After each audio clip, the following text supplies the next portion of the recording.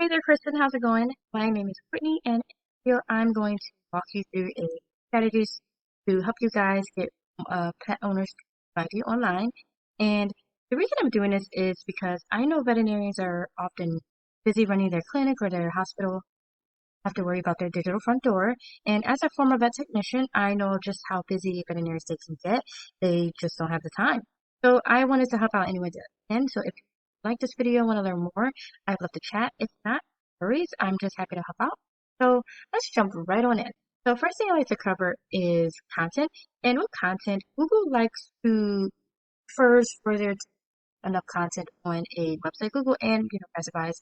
And the goal is you want to have enough for people to go on so that they know who you guys are, know who to show you to.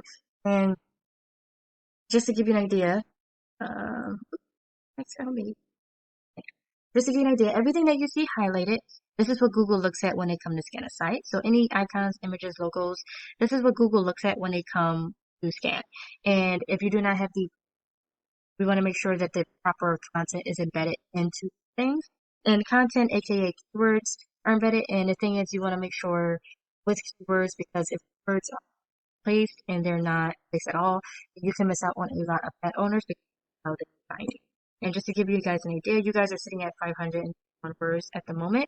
One of your top competitors in the area, Magruder, these guys are looking at a little over 1,000, a little over 1,000 words. This is totally beatable, by the way. You guys can absolutely, get the higher ground in this regard. They just put in a little bit more, they just put in a little bit more for their content. And just to give you an idea, like how much content good, Google prefers for there to be at least 1,500 words on a homepage. Closest to it is best. And how you can definitely get the upper hand in this area. So heading on over to Eris for a couple of things. And one of them is to look at your keywords, right? So you guys are currently have 8 keywords underneath your belt. And this is bringing you in a traffic of 131 visitors to your website per month, right?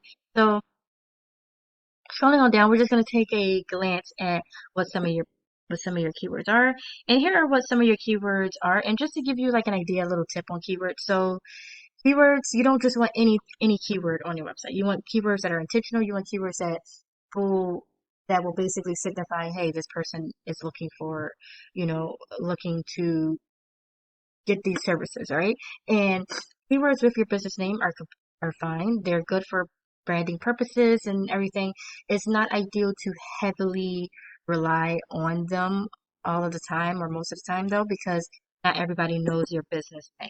So new pet owners, people who are coming to the area, that maybe they don't get out often, they won't be able to find you because they don't know your business name. And I'll give you an idea of a good keyword for a local business such as yourself.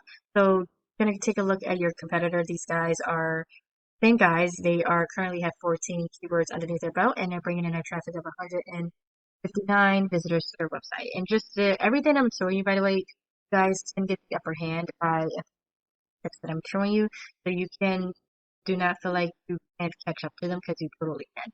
So just taking a look at a little glance at theirs. These guys are kind of similar, so let's just actually look at some. I just want to find one keyword to give you guys an idea. Um, okay, so,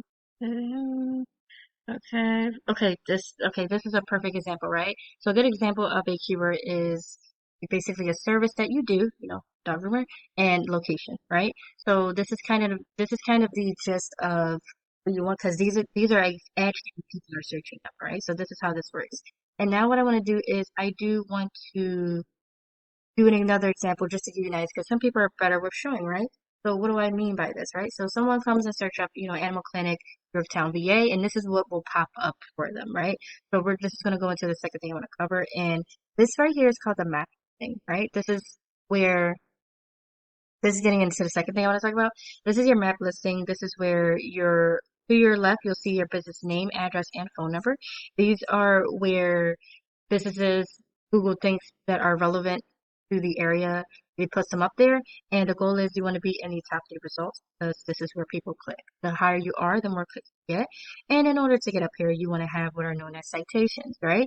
Citations are your business's name, address, and phone number distributed across hundreds of directories, right? And the goal is the more citations you have, the better, the more people will trust your business, and then they will love them. And there are tools out there that allow us to see what citations your competitor has, and then just go grab those exact same ones for you. But because we want them to take a long time to catch up, we want double or triple what they have. So adding like 200 to 300 of these to beat them by a land shot, right? So that's kind of how to get up in this area. And then going into the last thing I wanted to cover, and that is actually adding power or authority to your website. And in this section right here, again, you want to be in the top 3 results. The higher you are, the more clicks you get. Think about the last time you clicked on more businesses or you scroll to the bottom of Google. It's the same thing with a lot of other people too. So you want to be where the sauce is, right? And in order to get up here, you want to have what is known as authority. And authority leads back to backlinks. And a backlink is when one website links to another website online. So think of it like this. Think of it like a blog or an talking about mentioning you guys and linking back to your website. That's basically a vote of confidence that Google will take a look at and then they will bump up your website. So that's kind of how that works. But not all backlinks are created equal. So you want to be able to, because you guys are in animal care, you want to be getting animal care related backlinks, guys. So, blogs about dog care, flea tick prevention, and what's the best veterinary practice to get them from, stuff like that to be linking to you guys, versus something like API. So, kind of back over here to Paris, you guys are currently at 107 backlinks at the moment. And taking a look at one of your top competitors, you guys are at 208. Again, this is something you guys can totally catch up with. How to actually properly do this is with tools like Paris. I actually can see all of the backlinks that your competitor has. So I can go grab those backlinks for you. And that's typically how that would work, right? So that's pretty much it for this video. Just wanted to be short, sweet, straight to the point. With this information I provided you, you can go ahead and implement these things yourself. I'm totally fine with that. However, if you want someone who's been in the animal care field most of her entire life and someone who also understands how to actually market and get online presence and everything, then I'd be happy to sit down and have a talk and see what I can do for you guys. Regardless, I really hope this will help you out. Have a nice day. Bye.